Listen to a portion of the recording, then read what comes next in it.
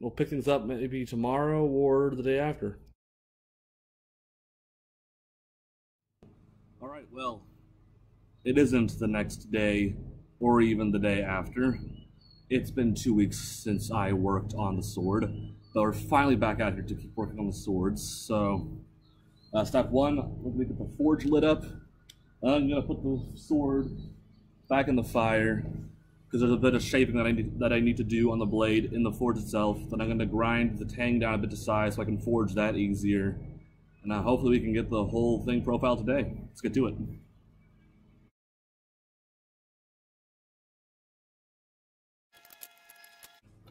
Well, you probably noticed I'm not wearing that big black coat of mine. That's simply because it's now too hot to wear a big canvas duster constantly, because the Texas weather isn't exactly conducive to heavy coats.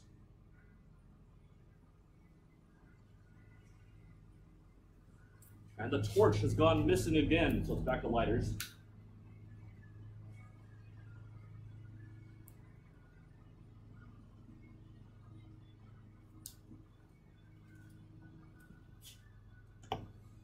The coat itself is actually right behind where I've got the camera set up, so I'll still wear that for actually grinding and all. Oh, bloody hell.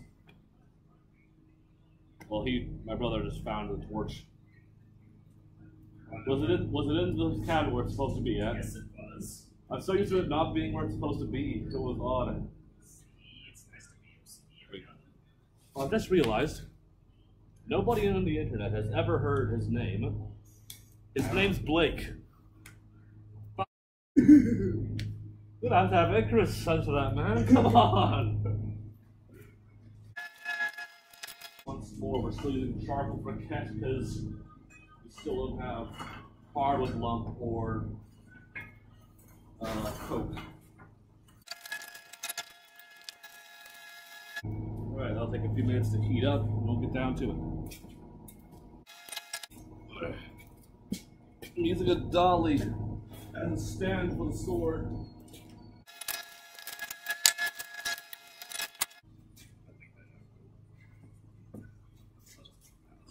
Yeah, Kappa, we can't have Kappa getting their hands on us. Kappa, some stupid law about kids on the internet. Don't take that out of context. Everyone on the internet knows about Kappa and how retarded it all is.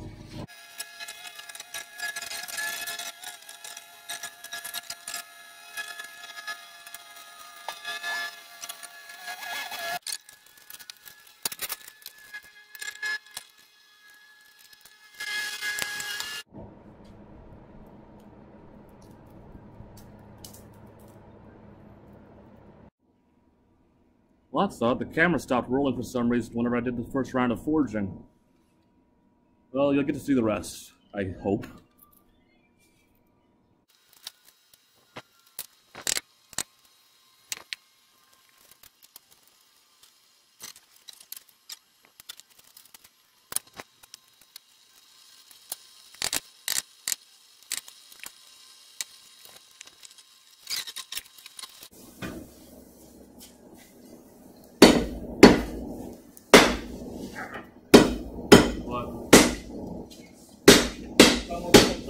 Huh? I think a spark hit my thumb.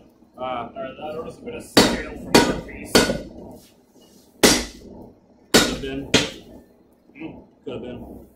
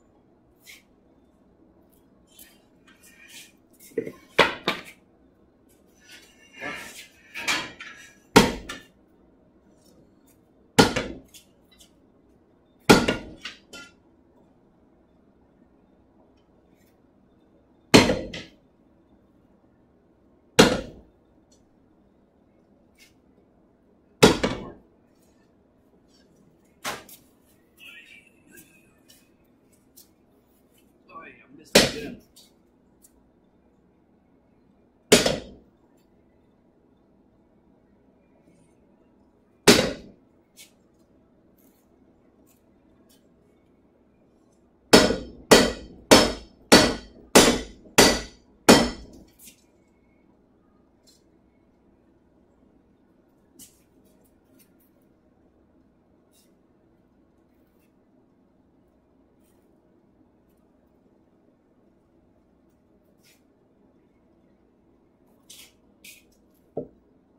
the rest has to be correct with grinding.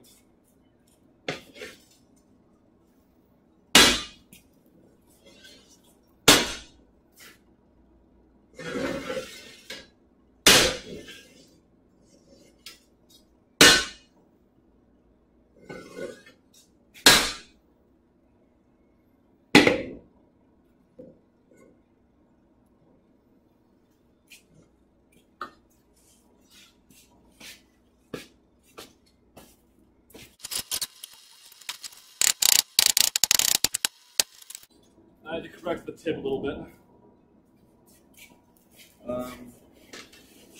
I think I'll let this cool for now. Okay, so now I'm back up at the vise. I'm going to grind this 1/4 inch kind of shoulder off of the tang area so I can get to forging that. Let's get to it.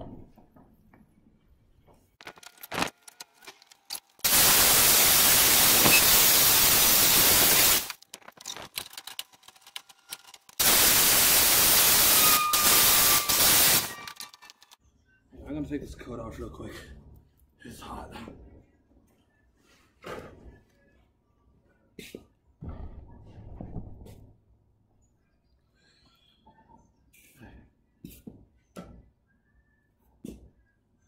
Now I'm gonna take it out of the vise, measure out the full length of the blade, put a little mark on the side where I need to forge the tang down, and then get it back over to the forge.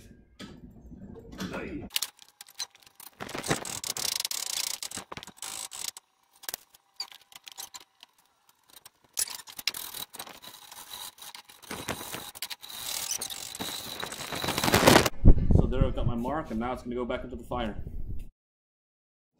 We're nearly out of coal. So that's not good. And there's the last of the shadows. There's the last of the coal gone. Well, we gotta hope our father gets back soon with more. Because otherwise we can't keep forging. And with that, there's not enough fuel left in the forge to even heat steel, so oh, he just burnt his hand or something. No. Oh, he didn't? Just cooling it down. Well.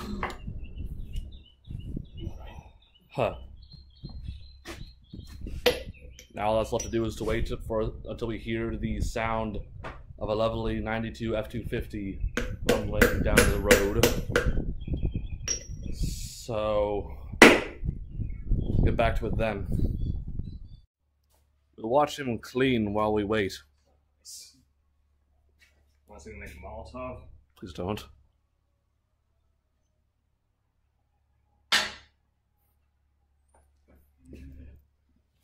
As of right now, I'm talking to the people. I think that this is day 56 or 57 of quarantine. Stay at home? It's more fun. If you're going out, carry a sword with you. Or if you live in what? Telling you to carry a big one? If you live in Texas and are over the age of 18 or 18 and older, you can carry a sword legally in public. Except for, in churches or government buildings, schools, that sort of stuff. Forgive us. I hope.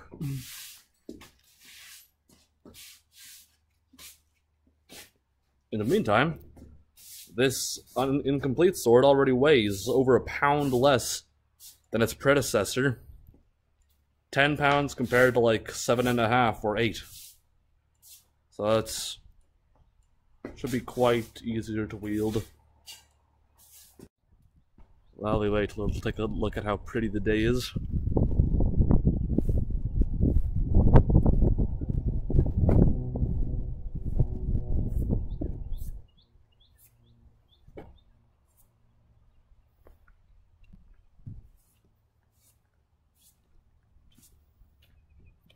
Go look at the pond.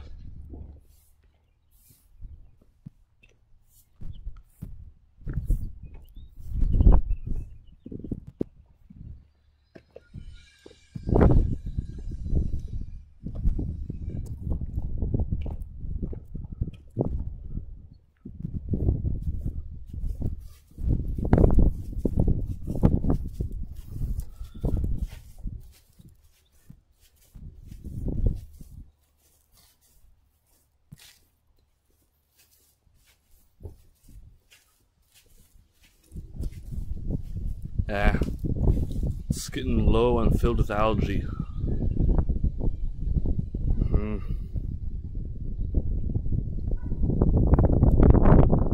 That's nice. Let's go walk over and look at the chickens. Getting over to the chicken yard.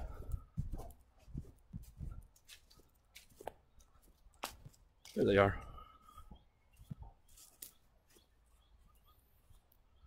We have like 22 chickens. That small, extra fluffy looking one over there underneath the ramp, next to the door, the red one, that's Freckles. One of the only two birds that's named, and it's super friendly. She'll walk right up to you and let you pick her up and pet her and all that. The rest of them just run away from you, unless you have feed or snacks. Oh. There's the white one over there, that's Florence. Florence Whitingale. Yeah. It's very nice not needing to buy eggs. And our neighbors have cattle. There's one of them. And they've got a donkey back in there as well. I don't know if you can see him, but he's back there. You can barely see him through the trees. Their donkey had a baby not too long ago, so that's very cool. For how much I complained earlier about it being too hot for my coat, it's honestly a very gorgeous day for Texas.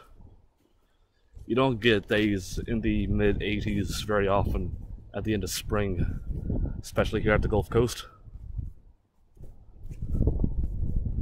It's a perfect day to be out in the shop. Oh, and Betty's looking beautiful as ever. Betty's my truck.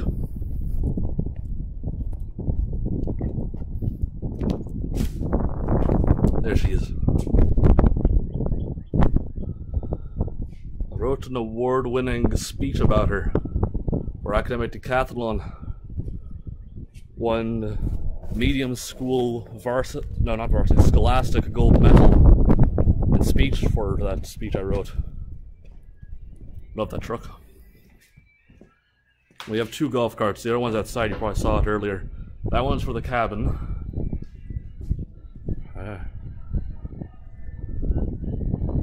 Well, damn, I don't think there's anything else to look at out here that you haven't already seen.